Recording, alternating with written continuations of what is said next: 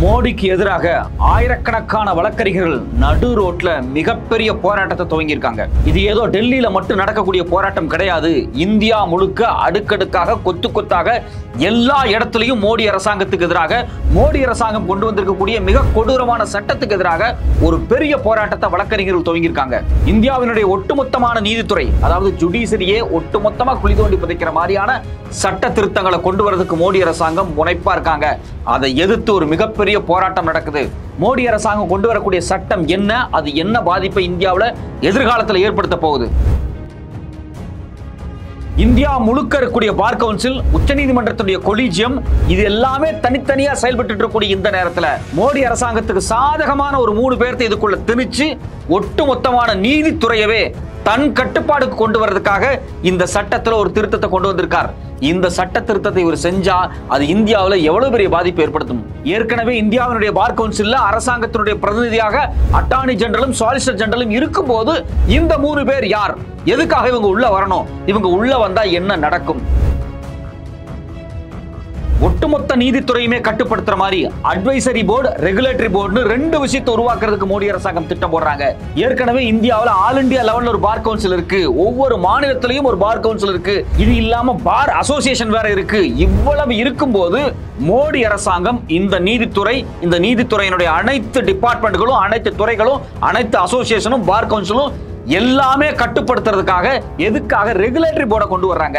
இதனுடைய உள்நோக்கம் என்ன? இந்த ரெகுலேட்டரி போர்டும் அட்வைசரி போர்டும் நடைமுறைக்கு வந்துச்சு அப்படின்னா இந்தியாவில் இருக்கக்கூடிய சாதாரண எளிய ஏழை மக்களுக்கு இந்த நீதி அப்படிங்கிறது எப்படி மறுக்கப்படும்? அது மட்டும் இல்லாம நீதிக்காக நேர்மையா போராடிட்டு இருக்கக்கூடிய வழக்கறிஞர்களுடைய நிலைமை என்ன ஆகும்? ஏற்கனவே இந்தியாவில் ஒருத்தங்க சட்டம் படிச்சு முடிச்சுட்டு அது என்ரோல் பண்ணணும் அப்படின்னா நீங்க பார் கவுன்சில் எக்ஸாம் பாஸ் பண்ணி தான் வரணும். ஆனா அப்படி இருக்கும்போது மோடி அரசாங்கம் நாங்க திரும்பவும் ஒரு பரீட்சை வைப்போம் அப்படின்னு எதுக்காக புது சட்டத்தை கொண்டு வர்றாங்க? இவங்க எதுக்கு பரீட்சை வைக்க போறாங்க? வெறும் பார் எக்ஸாம்னு சொல்றாங்க. பார் கவுன்சிலா, பார் அசோசியேஷனா, இந்த எக்ஸாமினுடைய நோக்கம் என்ன அப்படின்னு இதுவரைக்கும் வெளியே சொல்லவே இல்லை. எப்படி எம்பிபிஎஸ்க்கு ஒரு நீட்டை கொண்டு வந்து ஏழை எளிய மாணவர்கள் வந்து எம்பிபிஎஸ் படிக்க விடாம தடுக்கிறாங்களோ, அதே மாதிரி பார் எக்ஸாமை ஸ்ட்ரென்தன் பண்ணி ஏழை எளிய மாணவர்கள், படிச்சு வரக்கூடிய மாணவர்கள், தமிழ்ல படிச்சு வரக்கூடிய மாணவர்கள் எல்லாத்தையும் கட்டுப்படுத்துறதுக்கான ஒரு வேலை நடக்குதாங்கிற கேள்வியும் இதுல வருது. வணக்கம், இந்த மெட்ராஸ் ரிவ்யூ. நான் உங்கள் சத்யராஜ். மோடி அரசாங்கம் ஒரு புது சட்டத்தை கொண்டு வரதுக்கான வரைவு முன் வச்சிருக்காங்க. அட்வொகேட் பில் 2025 இந்த மசோதா ஒரு புதிய சட்டத்தை கொண்டு வரதுக்கான முன் வரைவை கொண்டு வந்து வச்சிருக்காங்க. இந்த முன் வரைவுக்கு மிகப்பெரிய எதிர்ப்பு வந்திருக்கு. ஏன்னா இவங்க கொண்டு வர நினைக்கக்கூடிய சட்டம் இந்தியாவினுடைய நீதித்துறைக்கு மிக மோசமான ஆபத்தை ஏற்படுத்த போகுது அப்படிங்கிறத முன்கூட்டியே அறிஞ்ச இந்தியாவில் இருக்கக்கூடிய வழக்கறிஞர்கள் ஒரு மிகப்பெரிய போராட்டத்தை நடத்திட்டு இருக்காங்க. குறிப்பா டெல்லியில எல்லாம் பாத்தீங்க அப்படின்னா ரோட்ல உட்கார்ந்து, ரோட்ல நடந்து போய் ஒரு பெரிய போராட்டத்தை, ஒரு எழுச்சியை பண்ணிட்டு இருக்காங்க. இது இந்தியா முழுக்க இன்னும் சில நாட்களில் பரவ போகுது அப்படிங்கிறது தான் யதார்த்தமான உண்மையா இருக்கு. ஏன்னா இந்த அட்வொகேட் பில்லை கொண்டு வந்தாங்க அப்படின்னா இன்னைக்கு பிராக்டிஸ் பண்ணிட்டு இருக்கக்கூடிய பல அட்வொகேட்ஸை ஒரு நெருக்கடி நிலைக்கு கொண்டு போயிடுவாங்க. அது மட்டும் இல்லாம இந்தியாவினுடைய நீதித்துறையே ஒரு சர்வாதிகாரத்தின் கீழே கட்டுப்பட்டு ஒரு அரசாங்கத்துக்கு மண்டியிடுற மாதிரியான நிலைமை ஏற்படும் அப்படிங்கிறதான் அவங்களுடைய கருத்தா இருக்கு. இவங்க இந்த புது சட்டத்துல சில மாற்றங்களை கொண்டு வராங்க இல்லையா? அந்த மாற்றத்துல முதல் மாற்றம் என்ன சொல்றாங்க அப்படின்னா expansion of the legal practitioner அப்படின்னு சொல்லி ஒரு செக்ஷனை உள்ள ஆட் பண்றாங்க. செக்ஷன் 2ல வந்து ஆல்ட்ரேஷன் பண்றாங்க. அதாவது ஏற்கனவே வந்து சட்டம் படிச்சு முடிச்சுட்டு பார் கவுன்சில் என்ரோல் பண்ணிட்டு வழக்கறிஞர்களா இருக்காங்க பாத்தீங்களா, இவங்களை மட்டும்தான் பாத்தீங்கன்னா லீகல் பிராக்டிஷனர் சொன்னாங்க. இந்த லீகல் பிராக்டிஷனர் அப்படிங்கிற வார்த்தையை எக்ஸ்டெண்ட் பண்றாங்க. யாரெல்லாம் லீகல் பிராக்டிஷனரா வரலாம் அப்படின்னா corporate lawyers, in house counsel, legal work in the private and public sector, statutory bodies, foreign law firms. அதாவது இந்தியாவில் லா படிச்சு முடிச்சுட்டு பெரிய பெரிய கார்பரேட் கம்பெனிகளில் போய் அங்கே லா அசிஸ்டண்டா, லா மேனேஜரா வேலை பார்க்குறாங்க பார்த்தீங்களா? 1 லட்சம் 2 லட்சம் சம்பளம் வாங்கிட்டு மிகப்பெரிய வேலை பார்த்துட்டு இருக்காங்க பார்த்தீங்களா? அவங்க கூட நீங்கள் வந்து புது லீகல் பிராக்டிஷனருக்குள்ள வரலாம் அப்படின்னு எக்ஸ்டெண்ட் பண்ணுறாங்க. இது மிகப்பெரிய ஆபத்தானது. வக்கீல் தொழில் தன்னுடைய பேஷனான விஷயம். நான் வாழ்ந்தா ஒரு வக்கீலா வாழ்வேன், ஒரு ஜட்ஜா வாழணும், சட்டத்தை மதிக்கக்கூடிய, சட்டத்தை நேசிக்கக்கூடிய ஒரு நீதிபதியா வரணும் அப்படின்னு ஆசை இருக்கக்கூடிய நேர்மையான ஆட்கள், நீதிமன்றமும் நீதியும் தான் அந்த வாழ்க்கையும் நினைச்சு வாழ்ந்துட்டு இருக்கக்கூடிய இவர்களை ஒட்டுமொத்தமா காலி பண்றதுக்காக ஏற்கனவே கார்பரேட்டுக்கு வேலை போன, கார்பரேட்டுக்கு போய் அட்வைசரா சேர்ந்து பல லட்சம் சம்பாதிக்கக்கூடிய ஆட்களே வந்து கோர்ட்லையும் பிராக்டிஸ் பண்ணலாம் அப்படின்னு சொல்றது எந்த வகையில நியாயம்? அவங்க தான் ஏற்கனவே நீதிமன்றத்திலிருந்து வெளியே போய் தனியார் கம்பெனியில் வேலை பார்க்குறாங்க, அரசு நிறுவனங்களில் வேலை பார்க்குறாங்க, லட்ச லட்சமாக சம்பாதிக்கிறாங்க. ஆனால் இந்தியாவில் சட்டம் படித்து முடிச்சுட்டு நீதியை நேசிக்கக்கூடிய லட்சக்கணக்கான இளைஞர்களும் வயதானவர்களும் இந்த நீதிமன்றத்தை நம்பியே வாழ்ந்துட்டு இருக்காங்க. ஆனால் அதை ஒட்டுமொத்தமாக மறுக்கிற மாதிரி, அவங்களுடைய வாழ்க்கையில மண்ணள்ளி போடுற மாதிரி லீகல் பிராக்டிஷனர் அப்படிங்கிற வார்த்தையை வந்து எக்ஸ்டெண்ட் பண்ணி எவன் வேணும்னாலும் உள்ள வந்து லீகல் பிராக்டிஷனர் வரலாம் அப்படிங்கிற முறை உருவாக்குறாங்க. இந்த முறை மிகப்பெரிய ஆபத்தானது. இது நீதித்துறைக்கு நேரடியாகவே பாதிப்பை ஏற்படுத்தக்கூடியது. நீதிபதிகளுக்கும் வழக்கறிஞர்களுக்கும் மிக மோசமான பாதிப்பை ஏற்படுத்துது. காலையிலிருந்து சாயங்காலம் வரைக்கும் கோர்ட்லயே இருந்தாலும் 5 ரூபா சம்பாதிக்க முடியலனாலும் தோல்ல கருப்பு கோட்டு போட்டு கௌரவமா வரக்கூடிய வழக்கறிஞர்களை ஒட்டுமொத்தமா காலி பண்றதுக்கான வேலை தான் இது. ஏசி ரூம்ல உட்கார்ந்துக்கிட்டு பென்ஸ்லயும் BMW போயிட்டு வந்திருக்கக்கூடிய அந்த லீகல் அட்வைசர் இருக்காங்க பாத்தீங்களா, அவங்களுக்கு சாதகமான சட்ட திருத்தத்தை கொண்டு வந்திருக்காங்க. முழுக்க முழுக்க திரும்ப திரும்ப திரும்ப மோடி அரசாங்கம் இந்த நீதித்துறையை கூட ஒரு கார்ப்பரேட் கம்பெனிக்கு ஏற்ற மாதிரி மாத்துறாங்க. நீதிமன்றமே கார்ப்பரேட் கம்பெனியா மாறப்போகுது அப்படிங்கிறதா யதார்த்தமான உண்மையா இருக்கு. இது மட்டும் இல்லாம ரெண்டாவது முக்கியமான சட்ட திருத்தத்தை என்ன பண்றாங்க அப்படின்னா, செக்ஷன் 33 அப்படிங்கிற விஷயத்தை வந்து புதுசா உள்ள சேர்த்துறாங்க. அதுல அவங்க என்ன சொல்றாங்கன்னா, மேண்டேட்டரி பார் அசோசியேஷன் ரெஜிஸ்ட்ரேஷன் அப்படிங்கிறாங்க. ஏற்கனவே வந்து பாத்தீங்க அப்படின்னா, ஒருத்தர் வந்து பார் அசோசியேஷன்ல இருக்காருன்னு வச்சுங்களேன், அந்த பார் அசோசியேஷன்ல போய் அவர் ரெஜிஸ்டர் பண்ணிக்கலாம். பார் அசோசியேஷன்ல ரெஜிஸ்டர் பண்ணணும் அப்படிங்கிறது கம்பல்சரிலாம் கிடையாது. அவர் ஏற்கனவே பார் கவுன்சில் மெம்பரா இருப்பார், ஆல் இந்தியா பார் கவுன்சில் மெம்பரா இருப்பார், தமிழ்நாட்டில் இருக்கவங்க தமிழ்நாடு பார் கவுன்சில் மெம்பரா இருப்பாங்க, பாண்டிச்சேரியில் இருக்கவங்க பாண்டிச்சேரி பார் கவுன்சில் மெம்பரா இருப்பாங்க, டெல்லியில் இருக்கிறவங்க டெல்லி பார் கவுன்சில் மெம்பர்ஸா இருப்பாங்க, மகாராஷ்டிராவில் இருக்கவங்க அந்த பார் கவுன்சில் மெம்பரா இருப்பாங்க. அப்போ பார் கவுன்சில் மெம்பராக இருந்தாலும் ஒரு குறிப்பிட்ட, ஃபார் எக்ஸாம்பிள் இப்போ சென்னையில் சேலம் இருக்குன்னு வச்சுங்களேன், சேலத்தில் இருக்கக்கூடிய கோர்ட்டில் இருக்கக்கூடிய அங்கே இருக்கக்கூடிய பார் அசோசியேஷனில் இருக்கவங்க ரெஜிஸ்டர் பண்ணி ஒன்றா இருப்பாங்க. அது வந்து உண்மையிலேயே வந்து வக்கீல்களை வந்து ஒரு கம்யூனிட்டியாக ஒரு ஸ்ட்ரென்தன் பண்ணக்கூடிய ஒரு விஷயம். அந்த பார் அசோசியேஷன் இருக்கு பார்த்தீங்களா, அந்த பார் அசோசியேஷன் சேர்ந்ததுக்கு பிறகு அவங்களுக்கு ஓட்டிங் ரைட்ஸ் எல்லாமே இருக்கும். லாயர்களுக்கு ஒரு பிரச்சனை அப்படின்னா அந்த அசோசியேஷன் தான் வந்து நிற்கும். நீதிமன்றத்துக்கு பிரச்சனைனாலும் அந்த பார் அசோசியேஷன் தான் வந்து நிற்கும். ஆனால் இன்னைக்கு அந்த பார் அசோசியேஷனுடைய ஓட்டிங் ரைட்ஸை கட்டுப்படுத்துறாங்க. ஒருத்தர் வந்து சேலத்துலேயும் இருக்கலாம், கோயம்புத்தூர்ல இருக்கலாம், எங்க வேணாலும் வந்து பார் அசோசியேஷன்ல மெம்பரா இருக்கலாம். ஆனா இவங்க என்ன பண்றாங்க அப்படின்னா, ஒரு ஓட்டு அப்படிங்கக்கூடிய ஏதாவது ஒண்ணுல நீங்க ரெஜிஸ்டர் பண்ணணும் அப்படின்னு பார் அசோசியேஷனுக்குள்ள ஒரு ரெஸ்ட்ரிக்ஷனை கொண்டு வர்றாங்க. இதுல நமக்கு வரக்கூடிய கேள்வி என்ன அப்படின்னா, அவர் எந்த அசோசியேஷன்ல வேணாலும் இருந்துட்டு போறாரு, அவர் மெம்பர்ஷிப் கட்டுறாரு, சப்ஸ்கிரைப் பண்றாரு, அவர் அந்த அசோசியேஷனுடைய மெம்பரா இருக்காரு, அவங்களுக்கு ஒரு டீம் இருக்கு, அவங்க ஒர்க் பண்றாங்க, அங்கிருந்து கேஸ் கட்டுகள் வருது, வாதாடுறாங்க. ஆனா உங்களுக்கு என்ன பிரச்சனை? ஏன் இதுக்குள்ள நீங்க போறீங்க? பார் அசோசியேஷனுக்குள்ள போற வேண்டிய தேவை எதுக்காக சென்ட்ரல் கவர்மெண்ட்டுக்கு வருது, பாஜக கவர்மெண்ட்டுக்கு வருது, மோடி கவர்மெண்ட்டுக்கு வருது? இது முழுக்க முழுக்க இந்தியாவில் இருக்கக்கூடிய பிராக்டிஸ் பண்ணக்கூடிய வழக்கறிஞர்களை ஒட்டுமொத்தமாக கட்டுப்படுத்துறதுக்கான ஒரு வேலை. நீங்க இதுல முக்கியமான விஷயம் நம்ம பார்க்க வேண்டியது என்ன அப்படின்னா, சில பேர்லாம் பார்த்தீங்கன்னா லா படிச்சு முடிச்சுட்டு என்ரோல் பண்ணிட்டு போய் ரியல் எஸ்டேட் ஒர்க் பார்த்துக்கிட்டு இருப்பான், ஊர்ல போய் ஏதாவது அரிசி மண்டி வச்சுக்கிட்டு இருப்பான், ரைஸ் மில் வச்சிருப்பான், பணத்தை நல்லா சம்பாரிச்சுட்டு இருப்பான், 10 பஸ்ஸை விட்டு சம்பாரிச்சுக்கிட்டு இருப்பான். இது மட்டும் இல்லாம அரசியல்வாதியா போய் உட்கார்ந்துக்கிட்டு ஏதாவது கட்சியில உட்கார்ந்துட்டு அங்க சம்பாரிச்சுக்கிட்டு இருப்பான். அவன் எல்லாம் பார் அசோசியேஷன்ல வந்து ஓட்டு போட்டுக்கிட்டு இருக்கான். அதை கட்டுப்படுத்துறதுக்கு நீங்க ஏதாவது பண்ணணும். அதை விட்டுட்டு ஏற்கனவே பல அசோசியேஷன்ல மெம்பரா இருக்கிறவங்களை கட்டுப்படுத்துறதுக்கு, அவங்களுக்கு புதுசா ரெஸ்ட்ரிக்ஷனை கொண்டு வரதுக்கு, அவங்களோட ஓட்டிங் ரைட்ஸ்ல கை வைக்கிறதுக்கு எதுக்காக நீங்க வேலை பார்க்குறீங்கிற கேள்வி நமக்கு வருது. அப்ப ஏதோ ஒரு வகையில் இந்தியாவில் இருக்கக்கூடிய வழக்கறிஞர்களை கட்டுப்படுத்தும் நோக்கத்தில் பாஜக அரசாங்கம் செயல்படுதா அப்படிங்கிற கேள்வி நமக்கு வருது. இது மட்டும் இல்லாம முக்கியமான இன்னொரு விஷயம், செக்ஷன் 35A சில விஷயங்களை இன்ட்ரோடியூஸ் பண்றாங்க.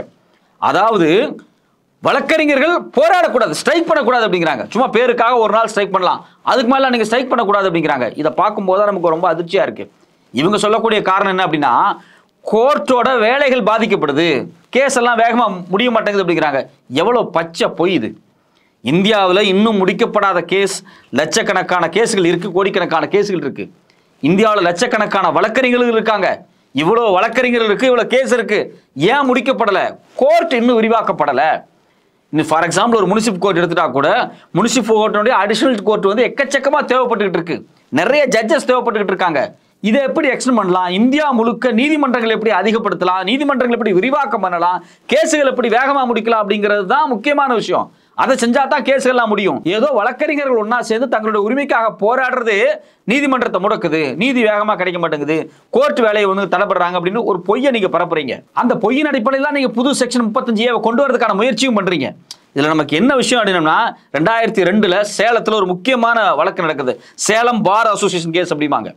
இவங்க என்ன பண்றாங்க அப்படின்னா, சிவில் ப்ரொசீஜரிங் ஆக்ட்ல புதுசா நிறைய விஷயத்தை கொண்டு வர்றாங்க. யாரு? மத்திய அரசாங்கம் கொண்டு வருது. அப்படி கொண்டு வரும்போது இதெல்லாம் கொண்டு வரக்கூடாது அப்படின்னு சொல்லி இதுக்கான ஒரு தெளிவான விளக்க வேணும், ஒரு போராட்டம் நடக்குது. யார் நடத்துறாங்க? சேலம் பார் அசோசியேஷன் வழக்கறிஞர்கள் நடத்துறாங்க. அதனோட மிகப்பெரிய வெற்றி கிடைச்சிருக்கு. அப்போ நான் என்ன கேட்கிறேன் அப்படின்னா, நீங்க புதுசா சட்டத்தை கொண்டு வந்திருக்கீங்க. இப்ப பிஆர்எஸ் சட்டத்தை கொண்டு வந்திருக்கீங்க, திடீர்னு ஐபிசி எல்லாம் மாத்திட்டீங்க, அதுல பல குழப்பங்கள் இருக்கு. அதை எதிர்த்து வழக்கறிஞர்கள் போராடணும்னு நினைக்கிறாங்க அப்படின்னா, அதை நீங்க தடுக்கிறதுக்காகவே நீங்க இந்த 35A கொண்டு வந்து அதையும் மீறி போராடக்கூடியவங்க மேல தண்டனை வயலேஷன் சொல்லி மிகப்பெரிய தண்டனையை கொண்டு வந்து அவங்கள வந்து நீதித்துறையிலே இருக்க விடாம வேலையை நீங்க பண்றீங்க. ஒரு அரசாங்கம் ஒரு புது சட்டத்தை கொண்டு வருது, அந்த சட்டத்தை எதிர்த்து வழக்கறிஞர்கள் போராடணும்னு நினைக்கிறாங்க. ஏன்னா அது அவங்க துறை சார்ந்த முக்கியமான விஷயம். அதை போராடக்கூடாதுன்னு சொல்றதுக்கான உரிமை உங்களுக்கு எங்க இருந்து வருது? அதை தடுக்கிறதுக்கான சட்டத்தை போடக்கூடிய நோக்கம் உங்களுக்கு எங்க இருந்து வருது? அப்போ ஒட்டுமொத்தமாக இந்திய நீதித்துறை அப்படிங்கிறது சுப்ரீம் கோர்ட்ல ஆரம்பிச்சு கிரவுண்ட்ல இருக்கக்கூடிய ஒரு டிஸ்ட்ரிக்ட் கோர்ட் வரைக்கும் எங்கேயுமே ஜனநாயகம் இருக்கக்கூடாது, எல்லாமே அரசாங்கத்தினுடைய கட்டுப்பாட்டில் இருக்கணும். அதை மீறி வக்கீல்களோ ஜட்ஜுகளோ நீதிபதிகளோ ஏதாவது பேசினாலே அவங்க மேல வயலேஷன் அப்படிங்கிற ஒரு பயமுறுத்தல் வேலையை செய்யறதுக்காக இது மாதிரியான சட்டங்கள் நீங்க கொண்டு வரீங்க. இது மட்டும் இல்லாம இன்னும் மோசமான சில விஷயத்தை வந்து இந்த சட்டத்தில் கொண்டு வந்திருக்காங்க. அந்த புது சட்டத்தில் கொண்டு வரதுக்கான டிராஃப்ட்ல இருக்கு. ஃபாரின் லா ஃபார்ம்ஸ் இருக்கு பாத்தீங்களா, வெளிநாட்டில் இருக்கக்கூடிய சட்ட நிறுவனங்கள் அவங்க இங்க வந்து அலுவலகத்தை உருவாக்கிக்கலாம், இந்தியாவில் வந்து இந்திய கோர்ட்ல பிராக்டிஸ் பண்ணலாம் அப்படிங்கிற சுதந்திரத்தை அவங்க கொடுத்துருக்காங்க. இது முழுக்க முழுக்க இந்தியாவில் இருக்கக்கூடிய, இந்தியாவில் படிச்சு முடிச்சுட்டு சட்டம் படிச்சு முடிச்சுட்டு இன்னைக்கு வழக்கறிஞராக இருக்கிறவங்கள ஒட்டுமொத்தமா தொடச்சலியதுக்கான வேலை. ஏன்னா வெளிநாட்டில் இருக்கக்கூடிய ஃபாரின் லா ஃபார்ம் வருவான், 5000க்கும் 10,000க்கும் 5,000க்கும் இங்க இருக்கக்கூடிய வழக்கறிஞர்களை விலை பேசி வாங்கிக்குவான். அவங்கள வச்சு அவங்களுக்கு டார்கெட் கொடுத்து எப்படி ஐடி கம்பெனி மாதிரி நிறைய வழக்குகளை முடிப்பான். அவனுக்கு தேவையானது எல்லாத்தையும் நியாயமா ஒரு வழக்கறிஞருக்கு கிடைக்க வேண்டிய பணமும் தொகையும் உரிமையும் கிடைக்காம தடுக்கிறதுக்கு இந்த கார்ப்பரேட் கம்பெனிகள் வேலை செய்யும். அடிமை மாதிரி வழக்கறிஞர்களை ட்ரீட் பண்றதுக்காகவே இந்த சட்டத்தை அவங்க கொண்டு வர்றாங்க. எப்படி வெளிநாட்டில இருந்து ஐடி கம்பெனிகளை கொண்டு வந்து குவிச்சு இந்தியாவில் இருக்கக்கூடிய லேபர்ஸ் எல்லாத்தையும் சீப் லேபர்ஸா புழிஞ்சு எடுத்து வேலை பார்க்குறாங்கல்ல, அது மாதிரி இந்திய வழக்கறிஞர்களை காலி பண்றதுக்காகவே, அவங்களை அடிமையா மாத்துறதுக்காகவே, அவங்களோட கார்ப்பரேட் கைக்கூலிகளாக மாத்துறதுக்காகவே இதை நீங்க கொண்டு வர்றீங்க. இதை எல்லாத்த விட ஒட்டுமொத்த நீதித்துறைக்கும் பங்க வர்ற மாதிரி ஒரு வேலை நீங்க பாக்குறீங்க. அது என்ன அப்படின்னா, பார் கவுன்சில் ஆஃப் இந்தியாக்குள்ள மத்திய அரசாங்கம் 3 மெம்பர்ஸை ஆட் பண்ணும் அப்படிங்கிறாங்க. இது எதுக்குன்னு கேட்கிறேன். ஏற்கனவே இந்தியாவினுடைய பார் கவுன்சில்ல அரசாங்கத்தினுடைய அட்டார்னி ஜெனரலும் சொலிசிட்டர் ஜெனரலும் மெம்பரா தான் இருக்காங்க. இது இல்லாம எதுக்காக நீங்க 3 பேர் உள்ள திணிக்கிறீங்க? உங்களுக்கு ஏதோ ஒரு வகையில இந்தியாவினுடைய ஒட்டுமொத்தமான நீதித்துறையின் அமைப்பா இருக்கக்கூடிய கொலிஜியத்தை காலி பண்ணணும்னு நீங்க முடிவு பண்ணீங்க. வழக்கறிஞராக வர்றவங்களுக்கும் ஜட்ஜா வர்றவங்களுக்கும் புதுசா பரீட்சை எழுதி பாஸ் பண்ணி வரணும் அப்படின்னு சொல்லி ஒரு பரீட்சையை கொண்டு வரதுக்கு நீங்க முயற்சி பண்ணீங்க. அதெல்லாமே இப்ப தடைபட்டிருக்கு. அப்போ பின்வாசல் வழியா பைபாஸ் ரூட்ல திரும்பியும் இந்தியாவினுடைய நீதித்துறைக்குள்ளேயும் பார் கவுன்சிலுக்குள்ளேயும் அதனுடைய சுதந்திரத்துக்குள்ளேயும் தலையிடுற மாதிரி நீங்க 3 பேர்த்து உள்ள கொண்டு வரணும் வைக்கிறீங்க. இந்திய அரசியலமைப்பு சட்டம் என்ன? நீதித்துறை ஜுடிஷியரி அப்படிங்கிறது தனியா இருக்கும், ஒரு இண்டிபெண்டா இருக்கும். லெஜிஸ்லேச்சர் சட்டம் இயற்றக்கூடிய பாராளுமன்றம் தனியா செயல்படும் அப்படிங்கிறது தான் யதார்த்தமான உண்மை. அது பாட்டுக்கு செயல்பட்டுக்கிட்டு இருக்கட்டுமே. நீங்க என்ன பண்றீங்க அப்படின்னா, நீதித்துறைக்குள்ள பார்லிமெண்ட்ல இருந்து கொண்டு வந்து ஒரு இன்சர்ட் பண்றீங்க. அதாவது தேர்ந்தெடுக்கப்பட்ட எம்பியா இருக்கலாம், அல்லது மினிஸ்டரா இருக்கலாம், கேபினெட் மினிஸ்டரா இருக்கலாம். இவங்க எப்படி நீதித்துறைக்குள்ள உள்ள வர முடியும்? இல்ல உங்களுக்கு சார்ந்த ஆட்கள் நீங்க ஒரு 3 பேர்த்த வந்து லா மினிஸ்ட்ரியில இருந்து தேர்வு செஞ்சு அவங்களை கொண்டு நீங்க உள்ள வைக்க முயற்சி பண்றீங்க. அப்போ ஏதோ ஒரு வகையில இந்தியன் ஜுடிஷியரி கடந்த 75 ஆண்டுகளாக சுதந்திரமாக செயல்பட்டதை தடுப்பதற்காக ஜுடிஷியரியை அரசாங்கத்தின் காலில் போட்டு மிதிக்கிறதுக்காக இந்த 3 பேர்த்த நீங்க கொண்டு வரீங்களோங்கிற சந்தேகம் நமக்கு வருது. பல்வேறு காலகட்டங்களில் ஒரு அரசாங்கம் அப்படிங்கிறது ஒரு கட்சியை சார்ந்து செயல்படும். அந்த கட்சி அதனுடைய கொள்கை சார்ந்து மக்களுக்கு விரோதமா நடக்கிறது அப்படிங்கிறது யதார்த்தமான உண்மை. வரலாறு அதான் ப்ரூவ் பண்ணிருக்கு. அந்த நேரத்தில் இந்திய மக்களையும் ஜனநாயகத்தையும் காப்பாற்றுறது யாரு? இந்த நீதித்துறை தான் வந்து காப்பாற்றிக்கிட்டு இருக்கு. ஆனா அந்த நீதித்துறையவே தன் கட்டுப்பாட்டுக்குள்ள வைக்கணும் அரசாங்கம் நினைக்கிறது. இந்திய அரசியலமைப்பு சட்டத்தினுடைய அடிப்படையை மாற்றுறதுக்கான முயற்சி தான் இது. இது மட்டும் இல்லாம அட்வைசரி அண்ட் ரெகுலேட்டரி பாடிஸை நாங்கள் உருவாக்கும் அப்படின்னு நீங்க வேற எதுல சொல்லியிருக்கீங்க. எதுக்காக உருவாக்குறீங்க? ஏற்கனவே பார் கவுன்சில் இருக்கு, கொலிஜியம் இருக்கு, ஒவ்வொரு ஸ்டேட்டுக்கும் பார் கவுன்சில் இருக்கு, பார் அசோசியேஷன் இருக்கு. இவ்வளவு அமைப்புகள் இருக்கும்போது நீங்க யார் இதை ரெகுலேட் பண்றதுக்கு? நீங்க யார் அட்வைசரி போர்டை உருவாக்குறதுக்கு? அப்போ பார் அசோசியேஷனுக்குள்ள நீங்க வந்து உட்கார்ந்து சட்டக்கல்வினா என்னன்னு நீங்க ஒரு புதுசா கொண்டு வருவீங்க. அப்புறம் நாளைக்கு நீங்க மனு தர்ம தான் சட்டம் பீங்க, பாரம்பரியமா இதைத்தான் ஃபாலோ பண்ண அப்படிங்க, இதை எல்லாரும் படிக்கணும் அப்படிங்கிறீங்க, இதைத்தான் அட்வைசரி கவுன்சில் சொல்லுது அப்படிங்கிறீங்க. அப்ப ஜாதி அமைப்பு முறையை திரும்பவும் நீங்க இறுக்கமா கட்டி அமைக்கிறதுக்காகவே இந்த அட்வைசரி ரெகுலேட்டரி போர்டை உருவாக்குறீங்களா அப்படிங்கிற கேள்வி நமக்கு வரும். ஏன்னா இப்போ இந்தியாவினுடைய பாடத்திட்டத்தை எடுத்துங்க. பாஜக வந்ததுக்கு பிறகு, மோடி அரசாங்கம் வந்ததுக்கு பிறகு சவார்கரை பற்றியெல்லாம் பாடத்தில் இருக்கு. காந்தியை பற்றி பாடத்துல இருந்து தூக்குறாங்க, நேரு பற்றி தூக்குறாங்க, பிளானிங் கமிஷனை பற்றி தூக்குறாங்க, எலெக்ஷனை பற்றி தூக்குறாங்க. இன்னும் சொல்ல போனா இந்தியாவினுடைய அடிப்படை தன்மையா இருக்கக்கூடிய ஃபெடரலிசம் குறித்தெல்லாம் பாடப்புத்தகத்துல நீக்கிட்டு இருக்காங்க. அப்போ நீங்க இந்த அட்வைசரி போர்டை உருவாக்குறது இது மாதிரி சட்டக்கல்விக்குள்ள முக்கியமான சுதந்திரமான விஷயங்களை நீக்கிட்டு முழுக்க முழுக்க பாரம்பரியமா இருக்கக்கூடிய மனுஸ்மிருதி மாதிரி, ஜாதி அமைப்பு மாதிரி, ஜாதிய சட்ட திட்டங்கள் மாதிரியான விஷயங்கள் உள்ள சொருவ போறீங்களா அப்படிங்கிற சந்தேகம் இயல்பான மனிதன் எல்லாத்துக்குமே வரும், லாயர்ஸுக்கும் வரும். இது மட்டும் இல்லாமல் இன்னொரு புதிய ட்விஸ்ட் நீங்க வைக்கிறீங்க, ஒரு பார் எக்ஸாம் வைக்க போறேன் அப்படிங்கிறீங்க. ஏற்கனவே பார் எக்ஸாம் இருக்கு. பேன் இண்டியா முழுக்க ஒரு பார் கவுன்சிலுக்கான எக்ஸாம் இருக்கு. அதை பாஸ் பண்ணி தான் என்ரோல்மெண்ட் ஆகி எல்லாரும் வர்றாங்க. நீங்க என்ன பார் எக்ஸாம் வைக்க போறீங்க? எதுக்காக இந்த பார் எக்ஸாம் வைக்க போறீங்க? இல்ல பார் அசோசியேஷன் எக்ஸாம் வைக்க போறீங்களா? அப்ப எது இந்த எக்ஸாமினூடாக இங்க ஏற்கனவே படிச்சு எலைட்டா நீதித்துறைக்குள்ள டாமினேட் பண்ணிட்டு இருக்கக்கூடிய ஒரு குறிப்பிட்ட ஜாதியை கொண்டு வந்து திரும்பவும் இந்த பரீட்சையினூடாக எஸ்டாப்ளிஷ் பண்ண போறீங்களா அப்படிங்கிற கேள்வி நமக்கு வருது. நீங்க பார் எக்ஸாம் அப்படிங்கிறது குறித்து என்ன தெளிவான விளக்கம் இந்த சட்டத்தில் இது வரைக்கும் நீங்க கொடுத்துருக்கீங்க? எதுவுமே கொடுக்கல. அப்ப ஒட்டுமொத்தமாக புது சட்டத்துக்கான வரைவு அப்படிங்கிறது இந்தியாவினுடைய நீதித்துறையவே ஒட்டுமொத்தமாக சீரழிக்கிற வேலையா இருக்கு. இது மாதிரியான மோசமான சட்டங்கள் நடைமுறைக்கு வந்துடக்கூடாது அப்படின்னு இந்தியா முழுக்க போராடிட்டு இருக்கக்கூடிய வழக்கறிஞர்கள் தொடர்ச்சியாக இந்த போராட்டத்தை நடத்தணும். இந்த வரைவு அப்படிங்கிறது சட்டமாகவே வந்துடக்கூடாது அப்படிங்கிறதுக்கு ஒரு மிகப்பெரிய எதிர்ப்பை நீங்கள் தெரிவிக்க வேண்டும்.